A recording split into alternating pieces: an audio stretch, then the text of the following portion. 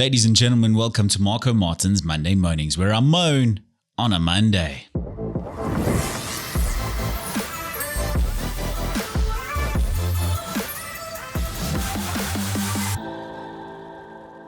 I know you're thinking, Marco, that's the second time we've seen you with a very open shirt. The truth is, I'm tired of all of this, and I really just want to become a reggaeton artist. I just want to rap in Spanish over a calypso beat and be a reggaeton artist. They make so much money and they have like a pretty cool life. They're just there in music videos like. That's it. That's the whole fun of being a reggaeton artist, and I'm going to do this. This is the next step in my progression. I need to decide where I'm from though, because all of them are from Colombia or Puerto Rico. I think I have to be from either Colombia or Puerto Rico, or at least tell everyone I'm from Colombia or Puerto Rico, and make reggaeton songs about girls with big butts. I think that's the life. That's the way to go. That's the life that we should all be aspiring to have, to become a reggaeton artist. I wonder if I could be from Venezuela. If I could be from Venezuela, then that would be great. Do you think you can be? Do you think you can be from Venezuela and be a reggaeton artist? I think I could pull it off. I could definitely do that. Just say I'm from Venezuela. Make songs about how the CIA disrupted my make songs about how the CIA disrupted my democratically elected government. And then with all the inflation and the terrible lives that everyone in Venezuela was living, but also there was inflation in the sizes of the butts of the women of Venezuela. And then that's what my songs are about. The CIA destabilizing my country because they wanted to nationalize the oil, and then inflation, but also the inflation in butt sizes, which I like. I think that's good. I think that's a good thing. I think that will make a good reggaeton song. I'll get ChatGPT to write it for me even. You know, just have an AI reggaeton song about this guy from Venezuela who likes the inflation of the butts of the girls in Venezuela, much like the inflation of their country in the 60s because of the United States CIA getting involved in their politics so that they don't nationalize their oil. I think that's the way. That's the move. That's the move. Speaking of American politics, I see RFK Jr., Robert Kennedy Jr., is now backing Donald Trump for the November elections. In the battleground states, I would likely hand the election over to the Democrats, with whom I disagree on the most existential issues: censorship, war, and chronic disease. I want everyone to know that I am not terminating my campaign.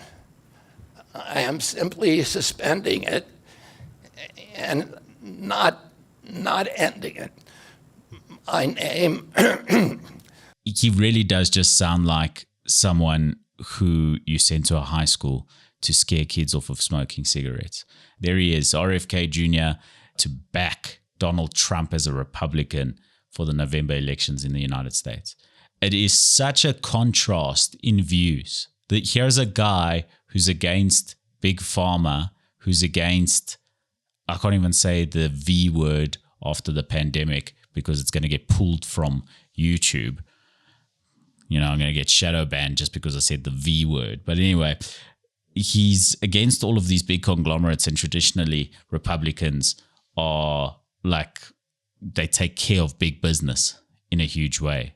And now RFK is backing Donald Trump because he's so against the Democratic Party. And I think looking at that and thinking about big corporates, etc., even in corporate South Africa, I see it all the time. If you're an executive or in a high power position of some sort at your work, even some sort of management level position, if you don't look frustrated and miserable all the time, I don't respect you. I don't respect someone who's happy and cheery and trying to motivate its employees or the underlings or people underneath them with like, hey guys, how's it going? How was your weekend? And a smile on their face. I don't appreciate or respect those sorts of people. If you're in a management or executive level, of anything, you need to look frustrated and miserable all the time, because it shows me that you are so much better than everyone else, that your day is just so frustrating having to deal with all the stupid people underneath you. That is why I think it is so incredibly important to look miserable and frustrated in your workday literally all the time, because everyone around you needs to make you feel the sense that they're completely incompetent and useless all of the time. And it's a good way to live life as well, because if you're not miserable, how do you know you're alive? If you're not completely miserable all of the time and frustrated with the incompetence of everyone around you, how do you know that you're alive? I respect people who look frustrated and miserable all of the time. I think it's a very admirable trait, and I think that more people should be appreciative of those sorts of people in our society, in greater society. I think it's very important. I think it's very, very important to have those people celebrated for being as miserable and frustrated as they are. I'm sitting on a white couch, and I spent some time this weekend cleaning a white couch. Do you know what it's like to clean? Well, I suppose it's cream. I don't know. It's so similar. Cream and white, same set of issues. I spend so much time. It is so hard cleaning a dirty cream or white couch.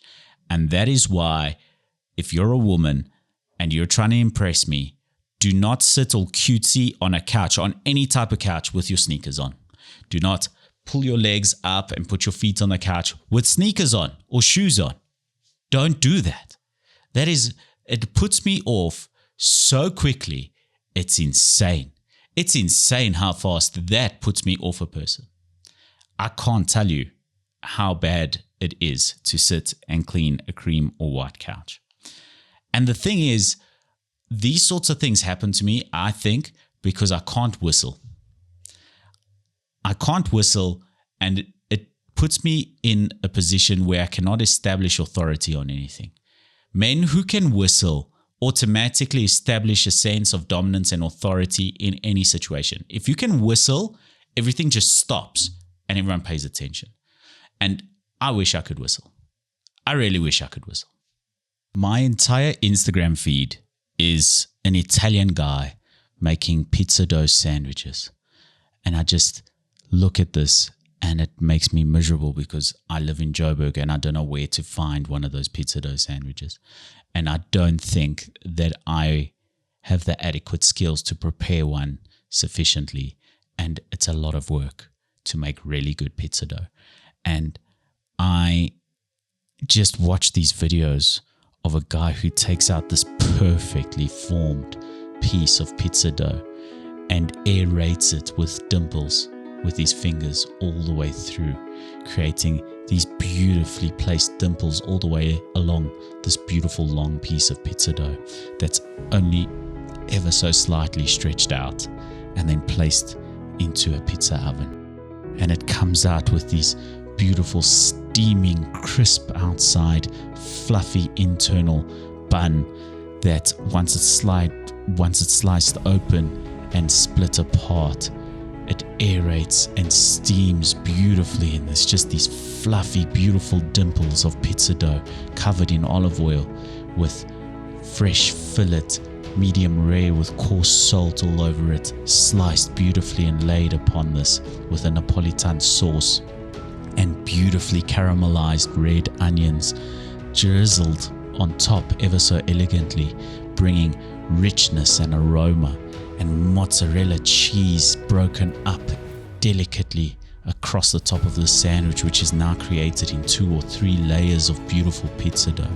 And there's richness, aroma, saltiness, and then freshness brought in with fresh basil and thyme and oregano. And this beautiful sandwich is presented to me on Instagram, so that even if I'm not hungry, I'm now hungry, and I just desire it so deeply. And I am miserable because of it. But maybe that's a good thing, because then I know I'm alive. If you're a woman who's trying to impress me, keep your sneakers off of a couch. And when you send me a view once to get me all excited on WhatsApp or Instagram, he has a view once. You can only watch this once. Send me a video of a pizza dough sandwich being prepared. Oh, the love in my heart for that. Anyway, I'm Marco Martins. Good luck with the rest of your week.